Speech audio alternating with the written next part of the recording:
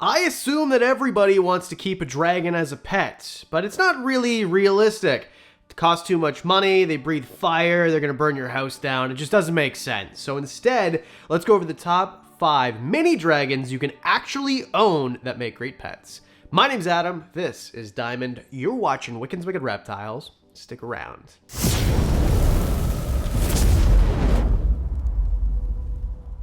Okay, I think it's apropos that we have Diamond be the co-host here because he's a bearded dragon, but he's not going to make the list. I'm looking at animals that look dragon-like. Not necessarily that they fly or breathe fire, but just in general look like mini dragons and are good pets for most people. So, let's just go ahead and get started. Number 5. Let's start off with a small one, Satanic leaf-tailed geckos. Now these are amazing geckos, and if you're getting into Europlatus, which is the, I guess, genus of leaf-tailed geckos, the ones that are from Madagascar anyway, these are amazing animals. They're pretty tiny, they make really easy pets because they are so small, they don't have to have big enclosures, and their diet is really simple too. The issue is going to be keeping them cool enough. Now you're thinking, Madagascar, that's Africa, it must be hot. It's hotter than Africa outside. Well, it's true. We hiked up a mountain a few months ago, my friends and I, and we found these guys. Now, of course, during this hike, it was so hot we were wringing our shirts out, but when we got to the top of the mountain, something crazy happened. If you're in the shade, it's something like 68 to 72 degrees. I forget exactly the range that we captured that day. And then if you walk out into the sun, 2 degrees less than the surface of the sun was, I believe, the measurement that we got that day. What I'm trying to say is just because they're from a hot place doesn't mean they stay in hot environments. These guys are in the shade, it's cool, it's very moist.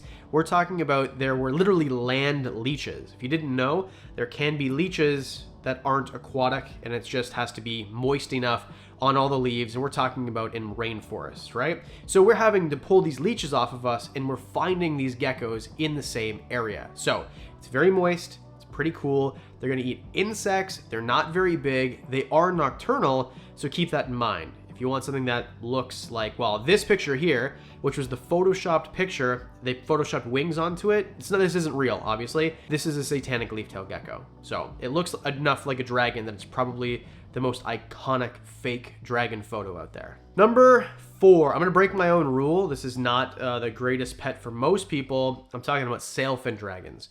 So Sailfin Dragons are amazing. They're huge though, and that's the problem. So everything else on the list is generally a better animal for most people. But if you have, say, like a grow tent or you have a custom-made enclosure, you could keep one of these. Not easily, I would say. Like, there's no easy keeping one of these, but you could keep them for sure. And of course, because they are so cool looking, everybody who comes over is going to be like, what the heck is that thing? It looks like a dragon or a dinosaur. It looks like a dinosaur that lives in the water. Well, it's called a hydrosaur. That's actually what the Latin name is for them. And there's a bunch of different species. Some of them are from Indonesia, some of them are from the Philippines, but in general, it's that area of Asia that you're going to find them. So I got to see a couple in a reptile zoo in Indonesia. Now, these are the Philippine Sailfin Dragons, so not in their native range, but pretty darn close. What you're going to notice is they like it really humid, and they like to be able to climb up on things. These are very similar, in my opinion, to caiman lizards, in that they're going to be in the air, right? Well, in the air, they don't fly like a dragon, Adam, come on. They'll be above the ground on perches and on branches, things like that, and then they're going to duck into the water. So imagine like a basilisk, but cooler looking and from the old world instead of the new world. Basilisks, of course, from Central and South America. And they're omnivores, so they're going to have a similar diet to things like tegus. So these guys are going to eat things like frogs and small mammals and insects, but also fruits, vegetables, nectar, things like that, depending on their lifestyle. And because they need a environment where it's high, because they need to climb branches, and they're going to be up to 3 feet long, sometimes even longer than that, depending on the species, and they're going to need water area and quite a bit of it to swim, you need a huge enclosure. So this is as close to a dragon as you're going to get, in my opinion. I just think that this is the most advanced one on the list for sure. Number 3, You had to see this one coming. We're talking about frilled dragons, or frilled lizards, or frillies, whatever you want to call them. Now, there's two main species that you're going to find in captivity. You're going to find the Australian variety, which are bigger, much more red in most cases, and then you're going to find the New Guinea variety too. So they're different species, and the New Guinea ones, they're smaller, they're not as sought after, and they're cheaper. Now, of course, Australia stopped exporting animals, I think it was 1976. Editor will correct me if I'm wrong. Basically, we can't get wild caughts anymore. So any Australians that you find they're captive bred, and it's many generations of captive breeding that we've had them in North America, Europe, wherever you are watching this video. Unless you're in Australia, then they might be wild caught. Sorry about that. New Guinea, however, they didn't stop exporting in 1976, so therefore wild caught animals are still floating around. So an Australian one, they're gonna get bigger. We're talking up to 3 feet, right? For males, big males.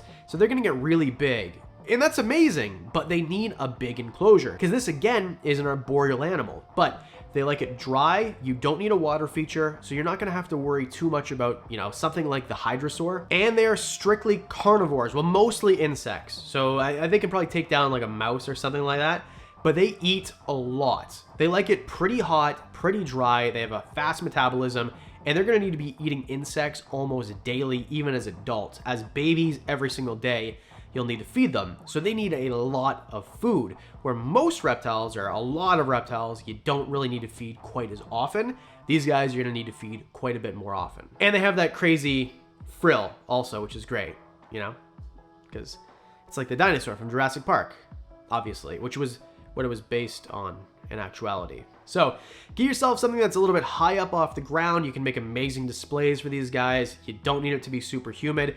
Give them a little bit of a water bowl and feed them crickets all the freaking time. That's it. Let's move on. Number 2, an animal that I did not have and always use someone else's footage. We're talking about Crocs Ganks, but I bought 2 Crocs Ganks at the expo last weekend. I'm super excited about them. This was a bucket list species, a dream species for me. The problem is, most of the time, these Crocs Ganks, which are small, 8 to 10 inches, something like that, come from New Guinea, Solomon Islands, places like that. They are almost always wild caught. Very few people are breeding these in captivity.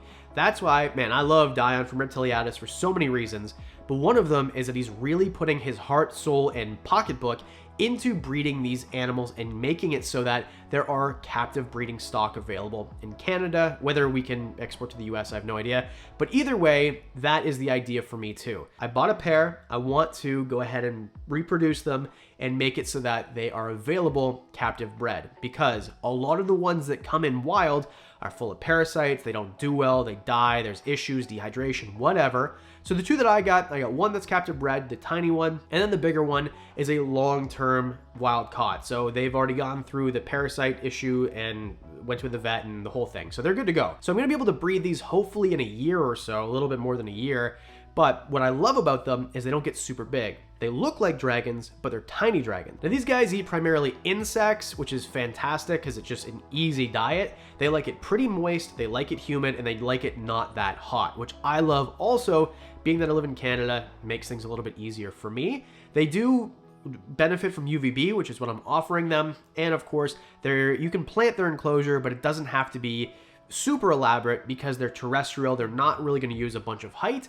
And if you want to give them a water feature, you'll find them in there as well. Something cool about Crocs Ganks that you might not have known is they're going to lay 1 egg at a time. And when the baby hatches, they have this maternal instinct where they actually take care of the baby. The baby will eat the poop of the mother, which is weird, but that's what happens. And the mother will take care of the baby for a certain amount of time. Now, red-eye crocodile skinks are what I'm talking about. There are white-eye crocodile skinks too, which are not identical, but pretty darn close. So I think that the red eyes are very popular. They'll be getting more popularity, but I'm urging you, if you do go out and get one, because why wouldn't you? They're amazing, get a captive bred one.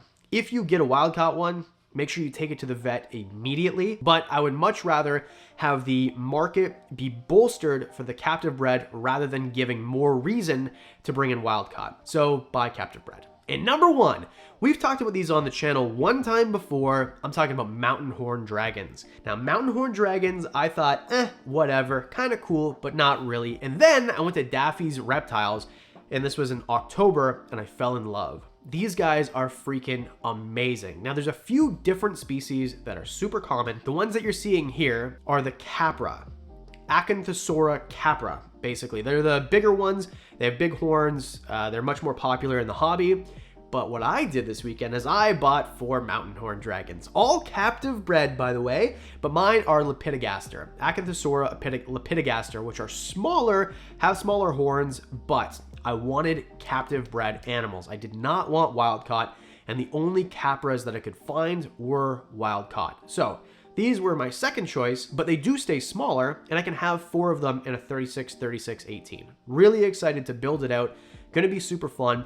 What's interesting is I did find these in Thailand. I'm not exactly sure of what subspecies it was, but for sure they're mountain horn dragons, and for sure we found 2 different species. And I noticed that they're kind of in low-lying branches. You try to grab them, most of the time they get away from you, and they're always sitting over top of a stream.